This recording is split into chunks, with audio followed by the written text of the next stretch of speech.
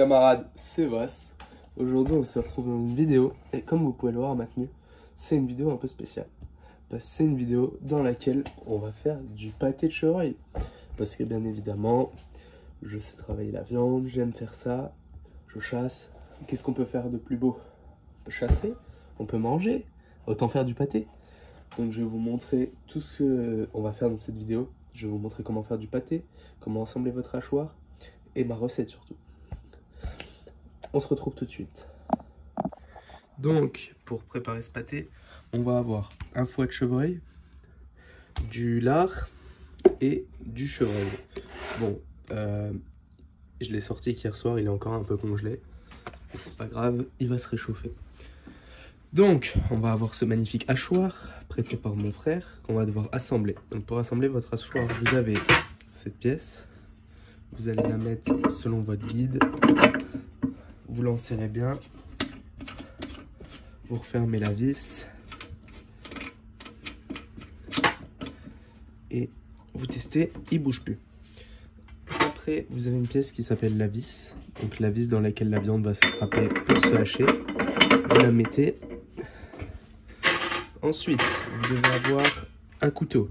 Ça s'appelle un couteau parce que les tranches là coupent, ce qui va permettre de couper la viande. Les couteaux doivent être en contact avec la sortie du hachoir, qui est CL, je crois. Oui, c'est elle. Donc c'est elle. Donc vous allez la mettre pareil, vous avez un petit bitonio pour indiquer. Vous mettez, vous rentrez bien. Mais là, vous voyez, c'est pas fermé. Du coup, elle n'est pas là. C'est bon, j'ai retrouvé la pièce. Donc, vous la mettez. C'est une pièce qui va se visser pour permettre de tout resserrer.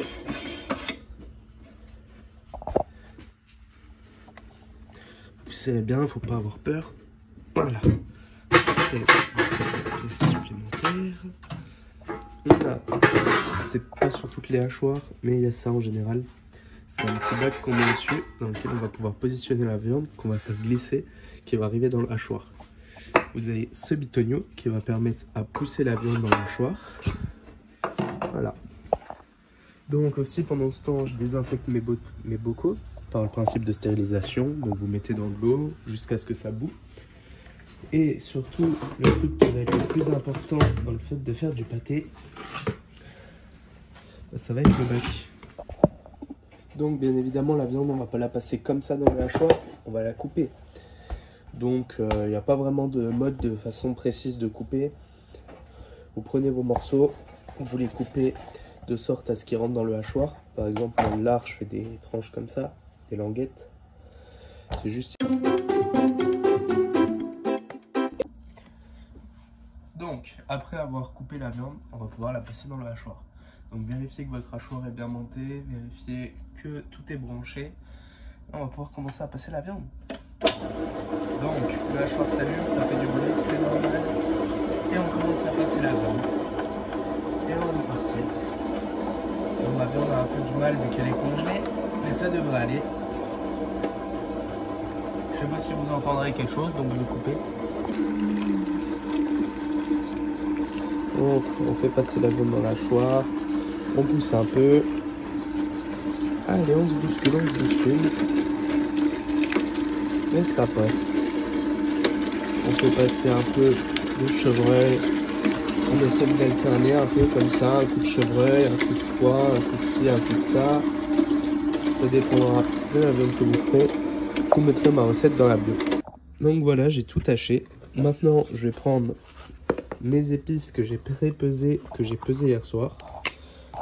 Donc il y a du sel, du poivre, des 4 épices, il y a un peu de tout. Et surtout, il faut encore que je prenne quelque chose que j'ai oublié de passer dans le hachoir. Des oignons, des échalotes et de l'ail. Donc je viens de finir d'hacher tout, oignons, viande. Et pendant le temps que je finissais d'hacher, j'ai eu mes bocaux qui ont fini de stériliser. Du coup j'ai pu les sortir. Je suis content, c'est propre. Donc maintenant, on va, après s'être lavé les mains, mettre des gants.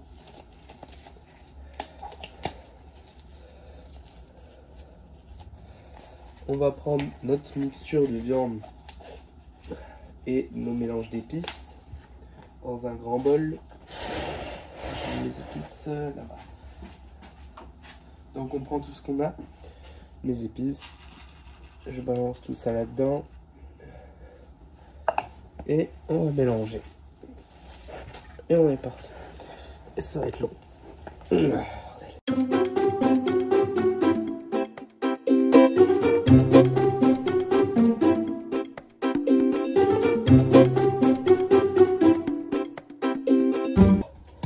Voilà, on peut tirer et on va se laver maintenant.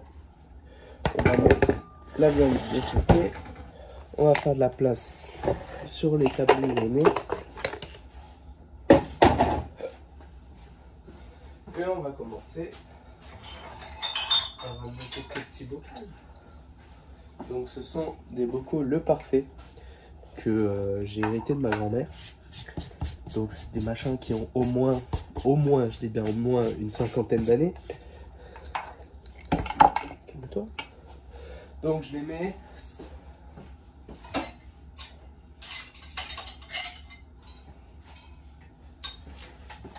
Ainsi que des tout petits bocaux de pâté comme on peut acheter dans le commerce que je récupère avec leur couvercle. Me revoilà. J'ai été chercher du saindoux et des feuilles de laurier.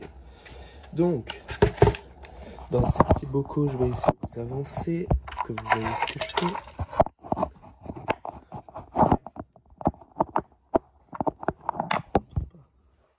Bon, je ne sais pas si vous verrez totalement. Donc, je vais prendre une petite boule de pâté. Je vais prendre un bocal et je vais remplir en essayant de ne pas trop toucher les bords du pot avec mes mains. On tasse bien, faut pas qu'il y ait d'air. On sort si on en a mis trop.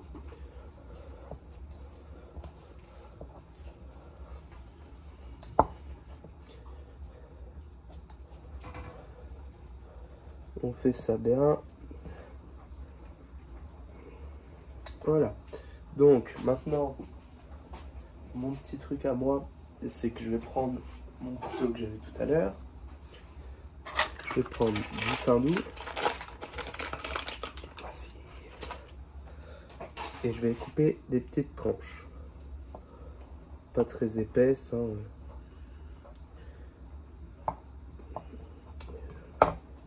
Des petites tranches comme ça, d'un demi-centimètre, que je vais mettre sur le bocal avec une feuille de laurier. Chaque bocal comme ça. Je prends un joint, je mets le joint, je fais attention à ce que la languette soit bien de côté. Ah bah c'est lui que le morceau il a pris. Donc il y a ça. Faut que je le rassemble parce qu'il a décidé de se casser la gueule avant. Non, mais je dis pas que t'es cassé.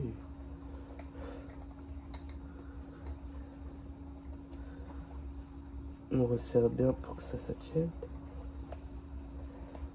On le remet dessus. On fait coller. Voilà. Donc ça, on a un petit bocal de pâté. Petit bocal. Faut que j'arrête de dire beaucoup. Qu'on va mettre de côté. Et on va faire les autres. Je vous mets de côté, vous aussi. Je viens de finir de mettre en bocal mes pâtés. Et je vais vous montrer comment on peut faire cuire des pâtés. Du coup, soit vous les mettez dans une gamelle qui va au four dans un fond d'eau, dans chacun un plat, comme ça. Vous pouvez mettre du gras, des feuilles, de ce que vous voulez dessus. Ou alors, vous les mettez en bocaux et vous les mettez dans de l'eau. Pour savoir quand ils seront cuits dans l'eau, vous attendez que votre eau soit à 100 degrés. Donc une fois que votre eau sera à 100 degrés, attendez un peu que vos bocaux refroidissent pour les ressortir et en remettre des nouveaux. Et pourtant, ce qui est de mettre les plats au four, attendez qu'ils soient à 67 degrés, je crois, à cœur. Je revérifierai. Mais il me semble qu'il faut qu'ils soient à 60 degrés à cœur. 67 degrés à cœur. Donc voilà, vous les piquez avec une aiguille et puis vous les remettez. Bon voilà. Allez, j'y retourne. Bon, petite nouvelle, ça c'est toujours en train de cuire. Je pense que je vais bientôt les sortir. Là j'ai lancé le stérilisateur énorme avec le reste des pâtés. J'ai mis un torchon pour éviter qu'ils s'entrechoquent et qu'ils pètent pendant la cuisson. On ferme bien.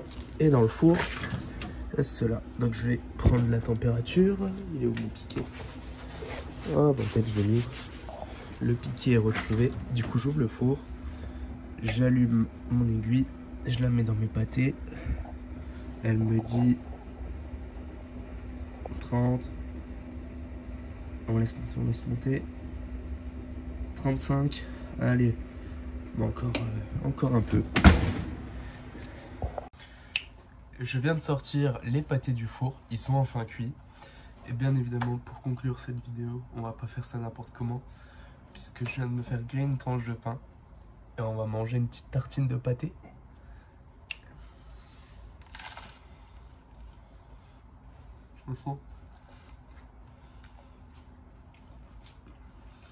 Il est bon, mais bon. On voit les petits bouts d'oignon, d'ail. C'est très bon, franchement. Sur ce... J'ai mis ma bouche en moi. Sur ce, c'était Vas. On se retrouve dans une prochaine vidéo. Salut!